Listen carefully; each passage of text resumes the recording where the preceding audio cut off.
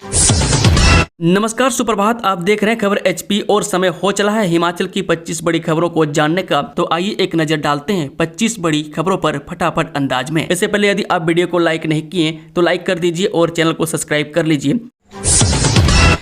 Himachal cabinet के बड़े फैसले, एक शर्त के साथ इनको मिलेगी पंप अटेंडेंट की नियुक्ति। हिमाचल प्रदेश में मुख्यमंत्री सुखविंदर सुक्खू की अध्यक्षता में मंगलवार को हुई कैबिनेट की बैठक में कई महत्वपूर्ण निर्णय लिए गए, जिनका सीधा लाभ प्रदेश के कर्मचारियों, किसानों, आपदा प्रबंधन व्यवस्था और स्वास्थ्य ढांचे को मिलेगा। बैठक में सबसे बड़ा फैसला जल शक्ति विभाग में लंबे समय से काम कर रहे 1386 जल रक्षकों को पंप अटेंडेंट के रूप में नियुक्त करने का हुआ। ये वे जल रक्षक है जिन्होंने 31 दिसंबर 2024 तक 12 साल या उससे अधिक सेवा अवधि पूरी कर ली है।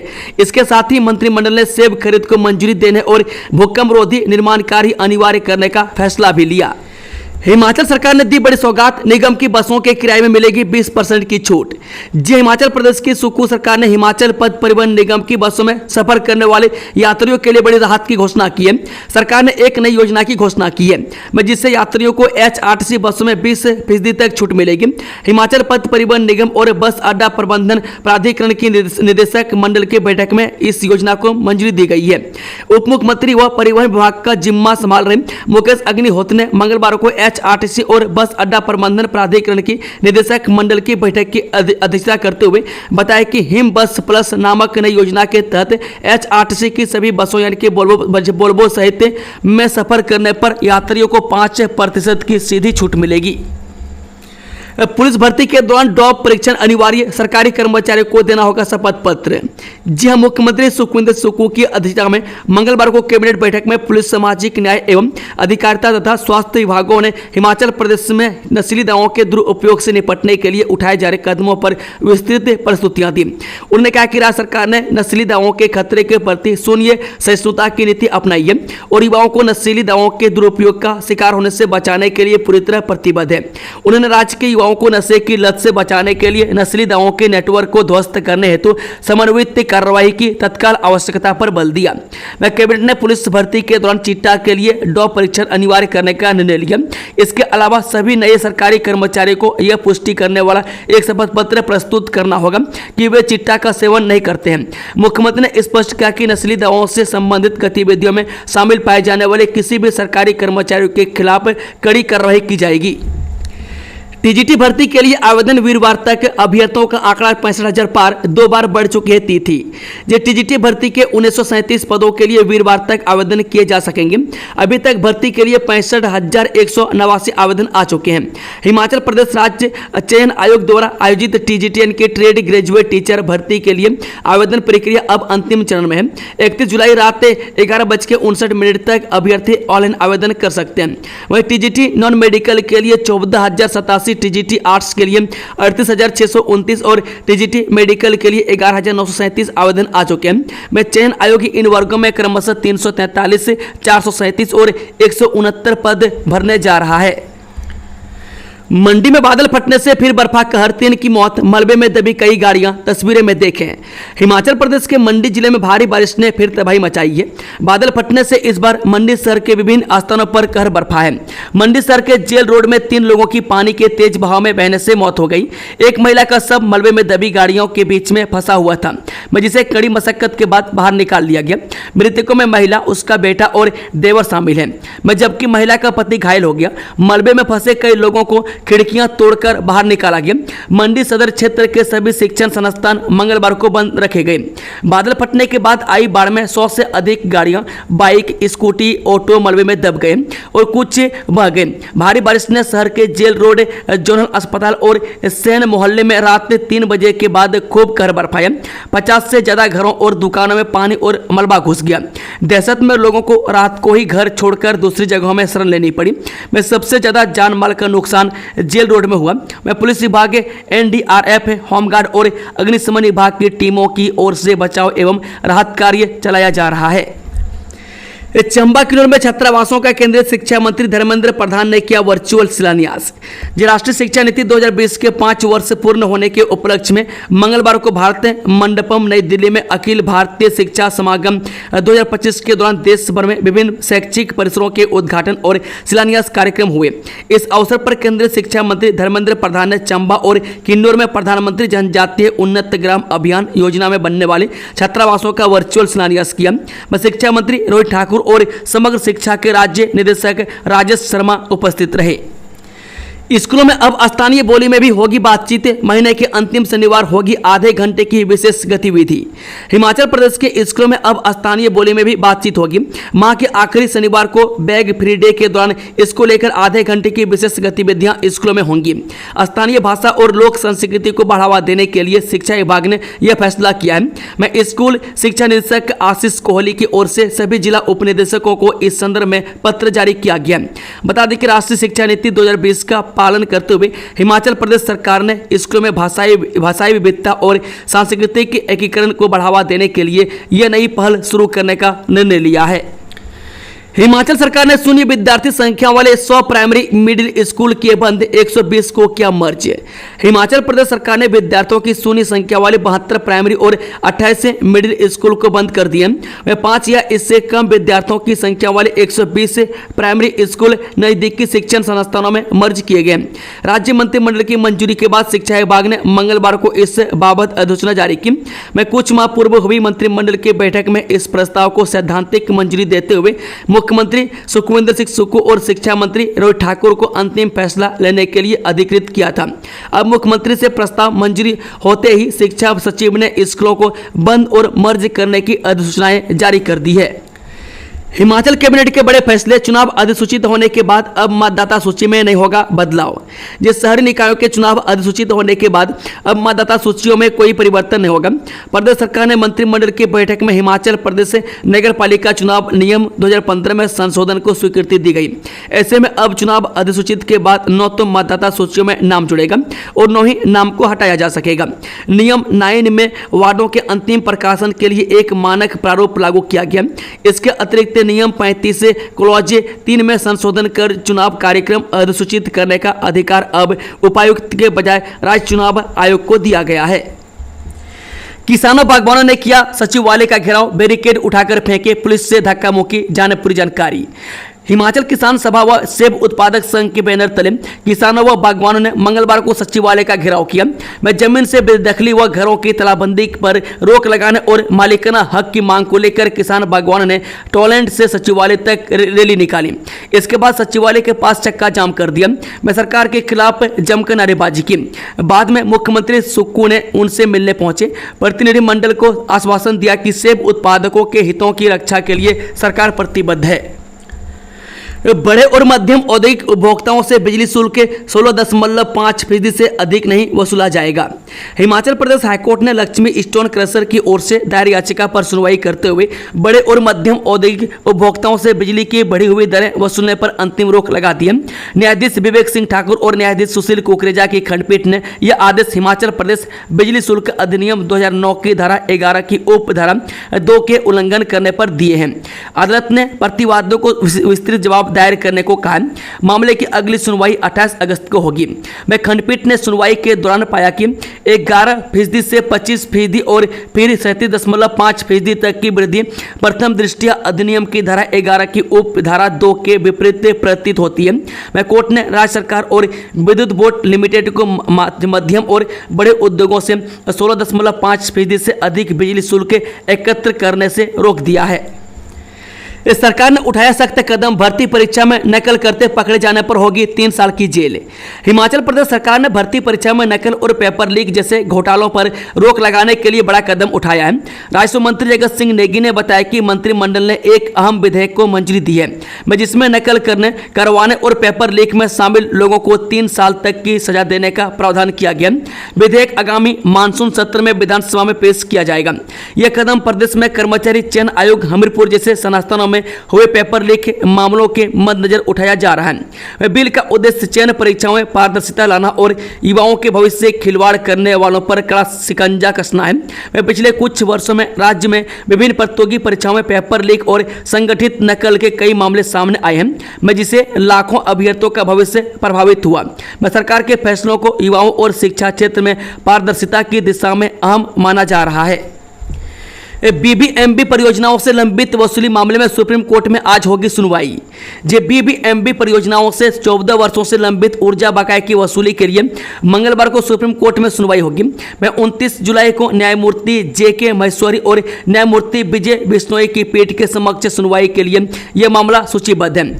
कड़छम वांगतू जल विद्युत परियोजनाओं के मामले में जेएसडब्ल्यू ऊर्जा मामले में सर्वोच्च न्यायालय में जीत हासिल करने के अब प्रदेश सरकार की नजर अब मंगलवार को होने वाली सुनवाई पर टिकी है। प्रदेश सरकार के एक प्रवक्ता ने बताया कि मुख्यमंत्री सुखविंदर सिंह सुक्खू के नेतृत्व में राज्य सरकार बीबीएमबी की सभी परियोजनाओं से ऊर्जा बकाया की वसूली के लिए निरंतर गंभीर प्रयास कर रही है। सरकार यह लड़ाई पिछले 14 वर्षों से लड़ रही है। यह बकाया नवंबर 1966 से या संबंधित परियोजनाओं के चालू होने की तिथि से 7.19% हिस्सेदारी के आधार पर मांगा गया है। चिट्टे के लिए बेच दी जमीन, पत्नी को देना होगा मुआवजा, जाने पूरा मामला। राजधानी में चिट्टे की लत ने एक पति को पत्नी और 2 बेटियों से दूर कर दिया। नशे की लत को पूरा करने के लिए इस व्यक्ति ने अपनी पैतृक संपत्ति तक बेच दी। पत्नी ने पति पर शारीरिक और मानसिक रूप से प्रताड़ित करने का भी आरोप लगा रखा है। दोनों नाबालिग बेटियों को आर्थिक तंगी का सामना करना पड़ रहा है। जिला एवं सत्र न्यायालय चक्कर में घरेलू हिंसा अधिनियम का यह मामला सामने आया। इसमें पत्नी ने अदालत के समक्ष 2 नाबालिग बेटियों के भरण पोषण के साथ अलग आवास और पति को पैतृक संपत्ति बेचने से रोकने की गुहार लगाई है। हिमाचल में पुलिस भर्ती में चिट्टा टेस्ट होगा अनिवार्य, हर जिले में खुलेंगे नशा मुक्ति केंद्र। हिमाचल प्रदेश की सुखविंदर सिंह सुक्खू सरकार ने नशे पर लगाम लगाने के लिए पुलिस भर्ती में अब चिट्टा यानी कि सिंथेटिक ड्रग का डॉप टेस्ट अनिवार्य करने का निर्णय लिया। इसके अलावा सभी नए सरकारी कर्मचारियों को यह शपथ पत्र देना होगा कि वे चिट्टा का सेवन नहीं करते हैं। हर जिले में नशा मुक्ति केंद्र खोलने और इसके लिए 14 करोड़ 95 लाख रुपए की योजनाओं को मंजूरी प्रदान कर दी है। चिट्टे की चपेट में आ रहे युवाओं को देखते हुए दैनिक जागरण ने धांसता हिमाचल अभियान चलाया था। मुख्यमंत्री ने दैनिक जागरण के अभियान और सभी की बढ़ती चिंता को दूर करने के लिए अहम निर्णय लिया है। मंगलवार को मंत्रिमंडल की बैठक में करीब 4.5 घंटे तक पुलिस, सामाजिक न्याय एवं अधिकारिता और स्वास्थ्य विभागों ने विस्तृत प्रस्तुतियां दी। हिमाचल में जीरो एनरोलमेंट वाले 100 स्कूल बंद, 4 जिलों में रहेगा भारी बारिश का ऑरेंज अलर्ट, जाने 10 बड़ी खबरें। प्रदेश सरकार ने जीरो एनरोलमेंट वाले 100 स्कूलों को बंद कर दिया है, जिसमें 72 प्राइमरी और 28 मिडिल स्कूल शामिल हैं। इसके साथ ही 5 या इससे कम छात्र संख्या वाले 120 प्राथमिक स्कूलों को मर्ज किया गया है। बीए प्रथम वर्ष का वार्षिक परीक्षा परिणाम रिकॉर्ड समय में किया घोषित। हिमाचल प्रदेश विश्वविद्यालय ने बीए प्रथम वर्ष वार्षिक का परीक्षा परिणाम रिकॉर्ड समय में घोषित कर दिया है। मंगलवार को विश्वविद्यालय ने यह परिणाम घोषित किया। इस परीक्षा का परिणाम 70.52% रहा। यह परीक्षाएं बीते अप्रैल व मई माह में हुई थी। इसके अलावा बीए वार्षिक प्रथम वर्ष री-अपेयर का परिणाम भी 99.40% रहा, जबकि बीए वार्षिक प्रथम वर्ष कॉलेज कैपेसिटी का परीक्षा परिणाम 34.24%। बीए वार्षिक प्रथम वर्ष री-अपेयर जनवरी बैच का परीक्षा परिणाम 82.46%। बीए ऑनर्स प्रथम का परीक्षा परिणाम 95.45% रहा। प्रधानमंत्री ने राज्यपाल को दिया प्रभावित क्षेत्रों में राहत उपलब्ध करवाने का आश्वासन। राज्यपाल श्री प्रताप शुक्ल ने मंगलवार को नई दिल्ली में प्रधानमंत्री नरेंद्र मोदी से शिष्टाचार भेंट की। इस दौरान उन्होंने राज्य में क्रियान्वित विभिन्न विकासात्मक योजनाओं, आपदा से हुए नुकसान और नशा मुक्त हिमाचल को लेकर उनके अभियान के बारे में प्रधानमंत्री को विस्तृत जानकारी दी। राज्यपाल ने बताया कि प्रधानमंत्री ने उन्हें आश्वासन दिया है कि प्रदेश के आपदा प्रभावित क्षेत्रों में यथासंभव राहत उपलब्ध करवाई जाएगी। राज्यपाल ने मुलाकात के दौरान प्रधानमंत्री को बताया कि मंडी जिला में किसी प्रकार बरसात के इस मौसम में बादल फटने और भूस्खलन से जान और माल का नुकसान हुआ है। कर्मचारियों को अर्जित अवकाश बैंक का विकल्प दे सरकार, लैब से नो किए जाएं 300 से अधिक अर्जित अवकाश। हिमाचल प्रदेश के करीब 2 लाख सरकारी कर्मचारियों को अर्जित अवकाश बैंक की जरूरत है। वे अपने सेवा काल में 300 दिनों से अधिक संचित किए गए अर्जित अवकाश को समाप्त करने की बजाय कर्मचारियों के अवकाश से बैंक में सुरक्षित रखने की नीति बनाई जाए। यह मांग राजकीय टीजीटी कला संघ ने प्रदेश सरकार से दोहराई है। मैं संघ के प्रदेश महासचिव विजय हिर ने कहा कि सर्वोच्च न्यायालय तथा विभिन्न उच्च न्यायालयों द्वारा महत्वपूर्ण निर्णय दिए जा चुके हैं। विशेष रूप से इसी वर्ष सिक्किम राज्य बनाम रिंजिंग शेरिंग भूटिया मामले में सर्वोच्च न्यायालय ने यह स्वीकार किया है कि यदि सेवा नियम में कोई स्पष्ट निषेध नहीं है तो 300 दिनों से अधिक अर्जित अवकाश को भी सुरक्षित रखा जा सकता है या उपयुक्त प्रयोजन हेतु प्रयोग में लाया जा सकता है। रेल सुरंग के ऊपर ओवरब्रिज को मंजूरी, कालका शिमला हेरिटेज रेलवे ट्रैक पर दोलग में निर्माण को दिखाई हरी झंडी। जय कालका शिमला हेरिटेज रेलवे विभाग ने लंबी प्रक्रिया के बाद राष्ट्रीय उच्च मार्ग प्राधिकरण को कांडा घाट के दोलग गांव में रेल सुरंग मार्ग के ऊपर ओवरब्रिज निर्मित करने की अनुमति प्रदान कर दी है। मैं जटिल कागजी प्रक्रिया के कई दौर से गुजरते हुए NHAI ने यह सफलता प्राप्त कर ली है। अब चंबा घाट से कैथली घाट फोरलेन के निर्माण में तेजी आने की उम्मीद जताई जा रही है। दोलग में रेलवे सुरंग पर ओवरब्रिज बनाने के आरंभिक चरण का कार्य शुरू होने के उपरांत भी हेरिटेज विंग से पूरी तरह अनुमति NHAI को नहीं मिल रही थी। अरबों रुपये के इस प्रोजेक्ट को पूरा करने की समय अवधि भी लटकती जा रही थी। यह प्रोजेक्ट परमाणु शिमला फोरलेन का ही हिस्सा है तथा द्वितीय चरण में इसे चंबा घाट से कैथली घाट तक पूरा किया जाना है। इस प्रोजेक्ट पर 568 करोड़ रुपए की लागत आएगी। पहले कुल 598 करोड़ रुपए की राशि व्यय की जानी थी, परंतु वन भूमि व राजस्व विभाग की कुछ अड़चनों के कारण 1.4 किलोमीटर की लंबाई कम कर दी गई तथा अब 568 करोड़ रुपये अवार्ड किए गए हैं। 3 जिलों में बनेंगे वोल्वो बस सेल, HRTC के वाइस चेयरमैन अजय वर्मा बोले पर्यटकों को मिलेगी सुविधा। हिमाचल प्रदेश में HRTC प्रबंधन द्वारा अब शिमला के तारा देवी, धर्मशाला और कुल्लू में वोल्वो बस सेल बना जाएगा और यहीं से ही प्रदेश तथा बाहरी राज्यों के लिए वोल्वो बसों का संचालन किया जाएगा। इससे जहां पर्यटकों को भी सुविधा मिलेगी वहीं वोल्वो बसों के रखरखाव के लिए भी HRTC प्रबंधन को दिक्कत का सामना नहीं करना होगा। यह बात जिला कुल्लू के मुख्यालय के साथ लगते बासिंग में HRTC वर्कशॉप का निरीक्षण करने पहुंचे HRTC के वाइस चेयरमैन अजय वर्मा ने कही। अजय वर्मा ने कहा कि शिमला के बाद सबसे अधिक वोल्वो बसों का संचालन कुल्लू से किया जा रहा है और यह HRTC के लिए भी एक अच्छी खबर है। इस दिन तक नहीं मिलेगी बारिश से राहत, मौसम विभाग ने जारी किया अलर्ट। हिमाचल प्रदेश में बारिश का दौर रुकने का नाम नहीं ले रहा है। वह बीते 24 घंटों के दौरान पूरे प्रदेश भर में जमकर बारिश हुई है। वहीं मंडी में एक बार फिर बादल फटने की घटना सामने आई, जिसके कारण 3 लोगों की इसमें मौत हो गई है। मंडी में एक बार फिर आपदा के कारण हालात असामान्य हो गए हैं। वहीं आने वाले दिनों में मौसम विज्ञान केंद्र ने बारिश जारी रहने की संभावना जताई है। बीते 24 घंटों में सबसे ज्यादा बारिश मंडी में दर्ज की गई है। नदी नालों के किनारे नहीं बनेंगे भवन, सरकार करेगी उच्च स्तरीय कमेटी का गठन। हिमाचल प्रदेश में अब नदी नालों के किनारों में सरकारी भवन नहीं बनेंगे। हर साल आ रही आपदा को देखते हुए हिमाचल सरकार ने नदी नालों से 100 से 150 मीटर की दूरी पर ही सरकारी भवनों का निर्माण करने का फैसला लिया है। इसके लिए हिमाचल सरकार उच्च स्तरीय कमेटी का गठन भी करने जा रही है।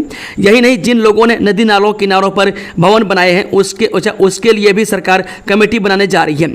मुख्यमंत्री सुखविंदर सिंह सुक्खू ने कहा कि बीते दिन कैबिनेट की बैठक में नदी के आसपास सरकारी भवन न बनाने का फैसला लिया है और इसके लिए एक उच्च स्तरीय कमेटी गठित करने का फैसला लिया गया। नदी नालों के किनारे भवन बनाने के लिए साइट डेवलपमेंट पर ही करोड़ों रुपए खर्च किए जाते हैं और बरसात में उनको खतरा पैदा हो जाता है। ऐसे में सरकार ने फैसला लिया है कि नदी नालों से 100 से 150 मीटर की दूरी पर ही यह भवन बनाए जाएंगे और यह भी देखा जाएगा कि भूमि स्टेटस कितना मजबूत है। मैं कई पुराने भवन भी जिन लोगों ने बनाए हैं उसके लिए भी एक उच्च स्तरीय कमेटी बनाई जाएगी और जांच की जाएगी कि ये भवन कितने सुरक्षित हैं, ताकि बरसात में जिस तरह से आपदाएं आ रही है उसमें कोई बड़ी दुर्घटना ना हो। बंजार में लैंडस्लाइड से खतरे की जद में 12 मकान, विधायक ने PWD को लगाई फटकार। हिमाचल प्रदेश में मानसून में आई आपदा में कई लोग बेघर हो गए हैं। कई लोगों के आशियाने पूरी तरह से उजड़ गए हैं। तो कई रहने लायक नहीं बचे।